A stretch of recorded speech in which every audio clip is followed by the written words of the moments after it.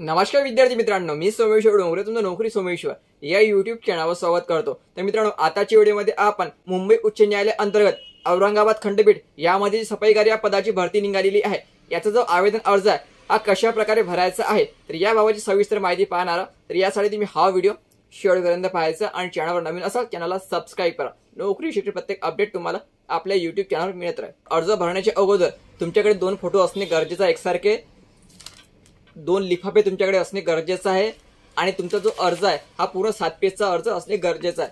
या 7 पेज मध्ये तुम्हाला काय काय पाहिजे, 2 चारित्र्य दाखले, सर्वात शेवटी 2 चारित्र्य दाखले असणार तुमचे, नंतर नमुना प्रतिज्ञापत्र आणि 4 पेजचा तुमचा पूर्ण फॉर्म। ठीक आहे, तर अशा एकूण 7 पेजचा तुमचा फॉर्म असेल। हा तुम्हाला 7 पेजचा फॉर्म पाठवायचा आहे आणि याला संपूर्ण डॉक्युमेंट जे आहे हे लावायचे सेल्फ अटेस्टेड करून। ठीक आहे, म्हणजे संपूर्ण डॉक्युमेंटवर झेरॉक्सप्रतीवर खाली स्वतःची सही करायची। तर मित्रांनो, अर्ज भरण्याच्या अगोदर संपूर्ण जाहिरातीची पीडीएफ आहे हे तुम्ही एक वेळा वाचून घ्यायची।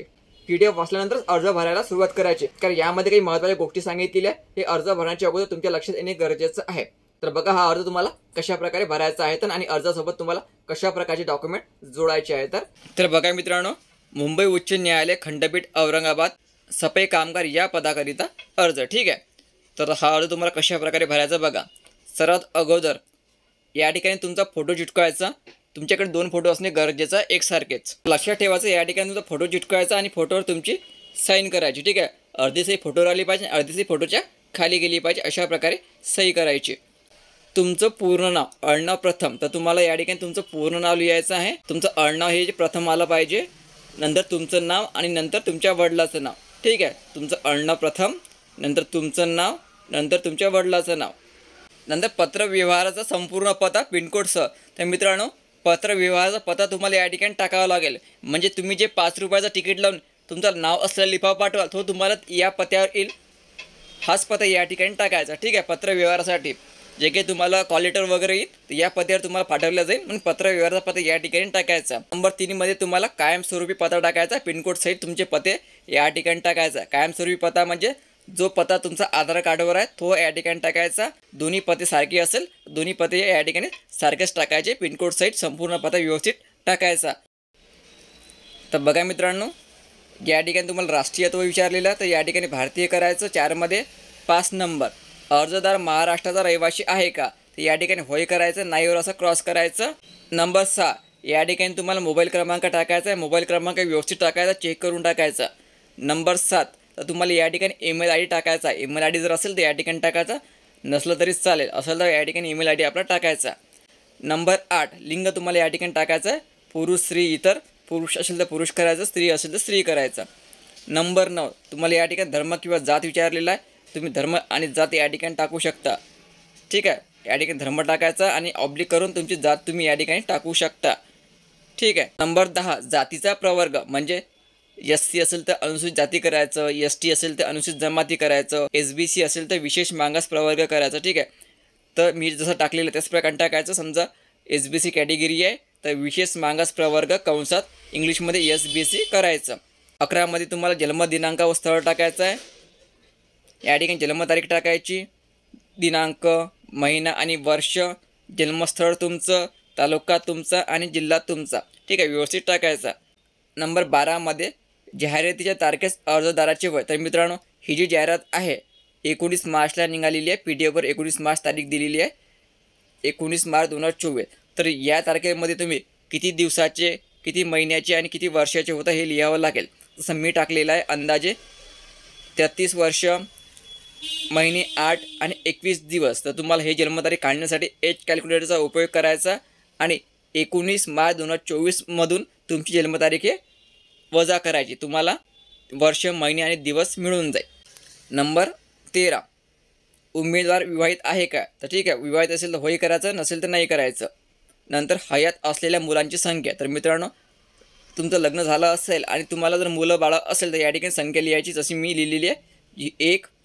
नंतर बघा हे महत्त्वाचं आहे, 28 मार्च 2005 नंतर जन्माला आलेल्या मुलांची संख्या, तर 28 मार्च 2005 नंतर तुम्हाला किती मुलं झालेली आहे त्याची संख्या लिहायची, मी या ठिकाणी टाकलेला आहे 1च। नंबर 16, अर्जदार न्यायालयीन कर्मचारी आहे का, ठीक आहे, असेल तर होय करायचं, नसेल तर नाही करायचं. मी होयवर क्रॉस केला आहे, नाहीवर असं टिकमार्क केलेली आहे, व्यवस्थित भरायचं. नंबर 17, शासकीय कार्यालयात कार्यरत असल्यास कार्यालयाचे नाव व नेमणुकीची तारीख या ठिकाणी डॅश करून टाकायचं. असेल तर आपली माहिती भरायची. नंबर 19, उमेदवार दिव्यांग आहे का, तर या ठिकाणी असल्यास होय करायचं, नसल्यास नाही करायचं. दिव्यांग असेल तर त्याचा दाखला तुम्हाला जोडावा लागेल. नंबर 20, अवगत असलेल्या भाषेचे ज्ञान. ठीक आहे, मराठी, इंग्रजी, हिंदी तुम्ही 2 लँग्वेज या ठिकाणी टाकू शकता, मराठी हिंदी या ठिकाणी टाकू शकता. तर बघा मित्रांनो, 21 नंबर शैक्षणिक अर्हता. तर मित्रांनो, संपूर्ण मार्कशीट समोर ठेवून तुम्हाला ही माहिती भरायची आहे. मी जी ही माहिती भरलेली आहे, सर्व अंदाजे भरलेली आहे, तुम्हाला संपूर्ण माहिती मार्कशीट डोळ्यासमोर ठेवून भरावी लागेल. तर बघा, तुमच्याकडे 4थीचे मार्कशीट असेल तर उत्तीर्ण वर्ष लिहायचं. ज्या शाळेतून तुम्ही 4थी पास झाले त्या ठिकाणी शाळेचं नाव लिहायचं, समोर त्याच्या एकूण गुण किती होते हे लिहायचं, प्राप्त गुण किती होते हे लिहायचं आणि या ठिकाणी टक्केवारी लिहायची. तसेच तुम्हाला 7वीचं पण लिहावं लागेल.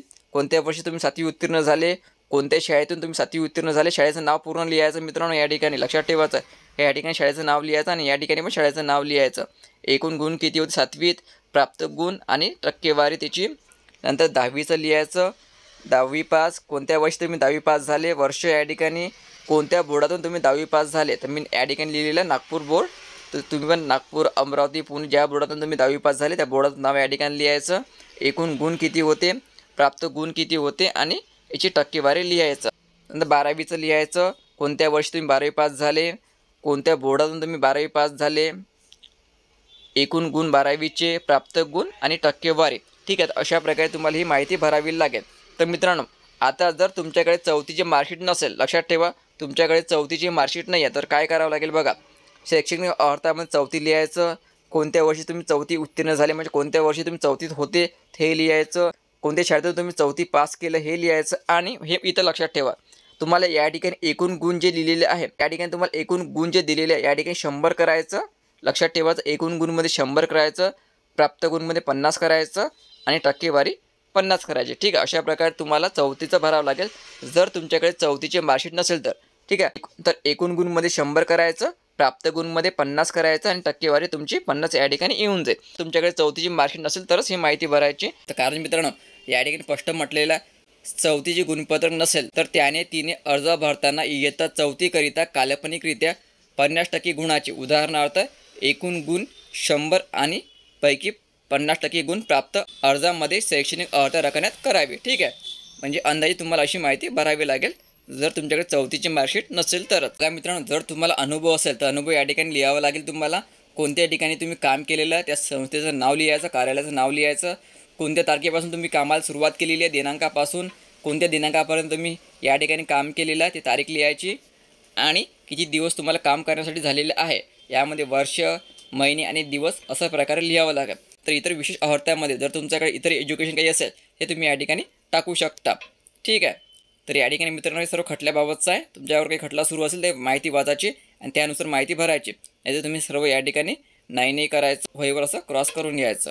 या ठिकाणी होयवर क्रॉस करायचं, या ठिकाणी नाही करायचं, माहिती वाचून ही माहिती भरायची. तर या ठिकाणी ठिकाण तुमचं, दिनांक तुमचा, या ठिकाणी वर सही करायची आणि खाली तुमचं पूर्ण नाव लिहायचं. काय मित्रांनो, अर्जासोबत जोडलेली कागदपत्रे, तुम्ही अर्जासोबत कोणकोणते डॉक्युमेंट जोडलेले आहे ते माहिती या ठिकाणी तुम्हाला टाकावी लागेल. 4थीची गुणपत्रिका, 7वीची गुणपत्रिका, 10वीची गुणपत्रिका, 12वी गुणपत्रिका, कास्ट सर्टिफिकेट, डोमिसाईल सर्टिफिकेट, सफाईगार अनुभव प्रमाणपत्र असेल तर जोडायचं, नसेल तर चालेल. 5 रुपये तिकीट लावलेला लिफाफा, लक्षात ठेवायचं 5 रुपये तिकीट लावलेला लिफाफा तुम्हाला जोडावा लागेल. एक फोटो तुम्हाला पाठवावा लागेल एक्स्ट्रा. तसेच TC किंवा जन्मत दाखला, तसेच 2 चारित्र्य प्रमाणपत्र तुम्हाला अर्जात पाठवावं लागेल आणि लहान कुटुंबाचे प्रमाणपत्र तुम्हाला या ठिकाणी पाठवावं लागेल. एक्स्ट्रा यामध्ये आधार कार्ड पण तुम्ही पाठवून द्यायचं. ठीक आहे, 13 नंबर या ठिकाणी करायचा आणि आधार कार्ड पण तुम्ही पाठवून द्यायचं. जर तुमच्याकडे 4थीची मार्कशीट असेल तरच पाठवायची, नसेल तर नाही पाठवायची. 7वीची मार्कशीट असेल तर पाठवायची, नसेल तर नाही पाठवायची. ठीक आहे, जी तुम्ही शैक्षणिक अर्हतामध्ये माहिती भरलेली आहे त्याच्या मार्कशीट तुम्हाला या ठिकाणी पाठवावं लागेल सेल्फ अटेस्टेड करून. नमुना प्रतिज्ञापत्र बघा कशा प्रकारे भरायचं आहे. तर त्याने तुमचं पूर्ण नाव लिहायचं, या ठिकाणी तुमच्या वडिलाचं नाव लिहायचं. ठीक आहे, उमेश गोविंदराव सायरे, तुमच्या वडिलाचं नाव गोविंदराव दे सायरे, यांचा मुलगा. ठीक आहे, मुलगावर असं क्लिक करायचं. वय तुमचं या ठिकाणी टाकायचं, तुमचा पत्ता या ठिकाणी टाकायचा. मी सफाईगार या पदासाठी माझा अर्ज सादर केला आहे. ठीक आहे, तर आज रोजी तर तुम्हाला आज किती मुलांची संख्या आहे या ठिकाणी संख्या लिहायची, लक्षात ठेवायचं. समजा मी या ठिकाणी 1 टाकलेली आहे आणि त्यापैकी 28 मार्च 2005 नंतर जन्माला आलेल्या मुलांची संख्या. तर 28 मार्च 2005 नंतर जन्माला आलेल्या मुलांची संख्या किती आहे? तर एकच आहे. तर मी या ठिकाणी 1 टाकलेलं आहे आणि त्याची जन्मतारीख या ठिकाणी नमूद केलेली आहे. लक्षात ठेवायचं फक्त 28 मार्च 2005 नंतरची संख्या या ठिकाणी विचारलेली आहे, तीच संख्या या ठिकाणी टाकायची. 28 मार्च 2005 नंतर किती मुला जन्म दिलेला ती संख्या या ठिकाणी टाकायची आणि त्याची जन्मतारीख या ठिकाणी टाकायची. 2 दिलेले असेल तर दोन्ही जन्मतारीख या ठिकाणी टाकू शकता. तर आता महत्त्वाचं, जर तुमचं लग्न झालं नसेल, लक्षात ठेवा, जर तुमचं लग्न झालं नसेल ते संपूर्ण माहिती भरायची आणि या ठिकाणी रखान्यात लागू नाही करायचं आणि या ठिकाणी लागू नाही करायचं. जर तुमचं लग्न झालं नसेल तर या ठिकाणी लागू नाही आणि लागू नाही करून टाकायचं. ठीक आहे. या ठिकाणी तुमचा ठिकाण, दिनांक, तुमची स्वाक्षरी, तुमचं नाव पूर्ण. तर अशा प्रकारे ही माहिती भरायची. ठीक आहे मित्र. आता चारित्र्याचे प्रमाणपत्र हे तुम्हाला 2 पाठवायचे. लक्षात ठेवायचं 2 चारित्र्य दाखले तुम्हाला या ठिकाणी पाठवायचे आहे. तर हे कशा प्रकारे भरायचे बघा. या ठिकाणी तुमचं पूर्ण नाव लिहायचं. तसे मी लिहिलेलं आहे उमेश गोविंदराव सायरे, राहणार अमरावती, तालुका अमरावती, जिल्हा अमरावती, येथील रहिवासी असून मी त्यांना मागील 10 वर्षापासून ठीक आहे ओळखतो. त्यांची वर्तणूक व चारित्र्य चांगले आहे. ते त्या माझे नातेवाईक नाहीत. आता हे कोण भरून देणार आहे? तर आपल्याला 2 प्रतिष्ठित व्यक्तीचे दाखले तुम्हाला पाठवायचे, चारित्र्य प्रमाणपत्र. ठीक आहे. असे 2 पाठवायचे तुम्हाला. तुम्ही ज्या व्यक्तीपासून हे चारित्र्य दाखले भरून घेत आहात त्यांना ही माहिती भरावी लागेल. तुम्ही माहिती भरली तरी चालेल, फक्त खाली त्यांची सही वगैरे घ्यायची. ठीक आहे. तर ठिकाण टाकायचं त्यांचं कोणतं आहे, तर दिनांक. आता ज्या व्यक्तीपासून तुम्ही चारित्र्य दाखले भरून घेता त्यांची सही घ्यायची या ठिकाणी, त्यांचं नाव पूर्ण लिहायचं या ठिकाणी, कोणत्या पदावर आहे समोर टाकायचं. समजा मी टाकला प्रमोद मुंडे तलाठी, त्यांचा पत्ता या ठिकाणी टाकायचा पूर्ण आणि त्यांचा मोबाईल क्रमांक या ठिकाणी टाकायचा. असे तुम्हाला 2 भरायचे आहे. तर हे दाखले तुम्ही कोणाचे घेऊ शकता. तुम्ही तुमच्या गावचा सरपंच, ग्रामसेवक, पोलीस पाटील, नगरसेवक असेल कोणी त्याचा भरू शकता. कोणतीही 2 प्रतिष्ठित व्यक्ती या ठिकाणी लागेल. ठीक आहे. सरकारी नोकरीवर असेल तर फारच छान. वकील एखादा, शिक्षक, प्राध्यापक कोणी असेल, मुख्याध्यापक वगैरे त्यांच्यापासून तुम्ही 2 दाखले घेऊ शकता. समजा मी 1 तलाठीचं घेतलेलं आहे आणि दुसरं मी 1 ग्रामसेवकचं.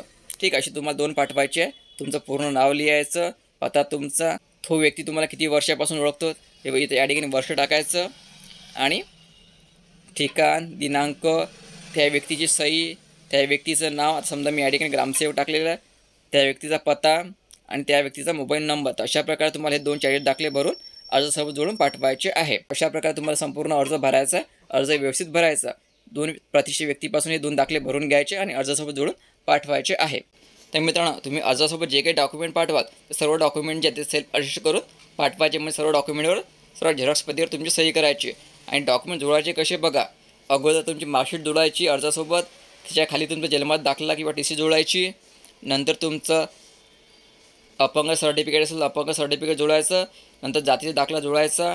नंतर तुम्हाला अनुभव असेल अनुभव सर्टिफिकेट जोडायचं, नसेल तर चालेल महाराष्ट्र आदिवासी प्रमाणपत्र जोडायचं. नंतर विवाहित महिलाच्या नावामध्ये जर बदल असेल तर त्यांनी आपलं मॅरेज सर्टिफिकेट जोडायचं. इतर काही अर्थ असेल ते सर्टिफिकेट जोडायचं. ठीक आहे. प्रकारे तुम्हाला डॉक्युमेंट अर्जासोबत जोडायचे. हे जे सिरियल नंबर दिलेला आहे अशाच प्रकारे अर्जासोबत आपले डॉक्युमेंट झेरॉक्समध्ये जोडायचे सेल्फ अटेस्ट करून. तर जे महिला उमेदवार आहेत त्यांनी जो अर्ज आहे आपल्या मार्कशीटवर जे नावं दिलेली आहेत त्याच नावाने अर्ज भरायचा. लक्षात ठेवायचं नवऱ्याच्या नावाने आपला अर्ज भरायचा नाही. मार्कशीटवर जे नावं दिलेले आहेत त्याच नावाने अर्ज भरायचा आणि अर्जासोबत मॅरेज सर्टिफिकेट आपलं पाठवून द्यायचं. तर 7 पेजचा तुमचा पूर्ण अर्ज असेल. यामध्ये 2 चारित्र्य दाखले, 1 प्रतिज्ञापत्र आणि 4 पेजचा तुमचा संपूर्ण अर्ज.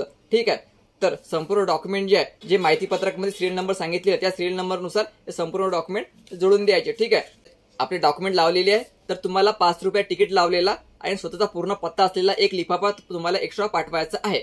ठीक आहे. तो लिफाफा कशा प्रकारे भरायचा बघा. तर उजव्या साईडने तुमचा पूर्ण पत्ता लिहायचा आणि वर 5 रुपये तिकीट लावायचे. तो लिफाफा कशा प्रकारे भरला गेला पाहिजे तुम्हाला स्क्रीनवर दिसत आहे अशा प्रकारे तो लिफाफा भरायचा. ठीक आहे. 5 रुपये तिकीट लावायची आणि उजव्या साईडने प्रति म्हणून तुमचा पूर्ण पत्ता लिहायचा. त्याला 5 रुपये तिकीट लावायचे.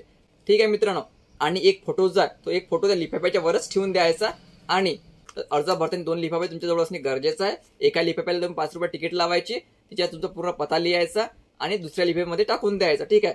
तर दुसरा जो लिफाफा आहे त्यामध्ये तुम्हाला काय काय टाकायचं आहे बघा. 1 फोटो जो तुम्ही फोटो अर्जाला चिटकवलेला आहे त्यासारखा 1 फोटो पाठवायचा एक्स्ट्रा. ₹5 तिकीट लावला, लिफाफा पाठवायचा, पूर्ण भरलेला आवेदन अर्ज आणि त्याच्या मागे पूर्ण डॉक्युमेंट सेल्फ अटेस्ट करून. ठीक आहे मित्रांनो, ज्या पॉकेटमध्ये हे संपूर्ण आपल्याला पाठवायचं आहे ते पॉकेट कशा प्रकारे भरायचं बघा. उजव्या साईडने त्याचा पत्ता राहणार आहे, डाव्या साईडने प्रेक्षक म्हणून तुमचा पत्ता टाकायचा आणि वर लिहायचं सफाई कामगार या पदाकरिता अर्ज. ठीक आहे, लक्षात ठेवायचं, वर लिहायचं सफाई कामगार या पदाकरिता अर्ज, उजव्या साईडने त्यांचा पत्ता राहील, डाव्या साईडने तुमचा पत्ता राहील. ठीक आहे, पूर्ण या पॉकेटमध्ये टाकल्यानंतर हे जे पॉकेट आहे पूर्ण हे तुम्हाला स्पीड पोस्टनेच पाठवायचं आहे. साध्या पोस्टाने पाठवायचं नाही, रजिस्टर करायचं नाही, तर फक्त स्पीड पोस्टनेच पाठवायचं. पोस्ट ऑफिसमध्ये जायचं, त्यांना म्हणायचं की मला हे संपूर्ण स्पीड पोस्टने पाठवायचं आहे. तर याची अंतिम तारीख आहे 10 एप्रिल. 10 एप्रिल सायंकाळी 5 वाजेपर्यंत तुमचा अर्ज औरंगाबादच्या पत्त्यावर पोहोचला पाहिजे. लक्षात ठेवायचं 10 एप्रिल याची अंतिम तारीख आहे. ठीक आहे, तर तुम्हाला समजलं असेल अर्ज कशा प्रकारे भरायचा, डॉक्युमेंट कशा प्रकारे जोडायचे आणि कोणकोणते डॉक्युमेंट तुम्हाला अर्जासोबत पाठवायचे आहेत. तर व्हिडिओ महत्त्वाचा होता, जास्तीत जास्त शेअर करा, व्हिडिओला लाईक करा. धन्यवाद.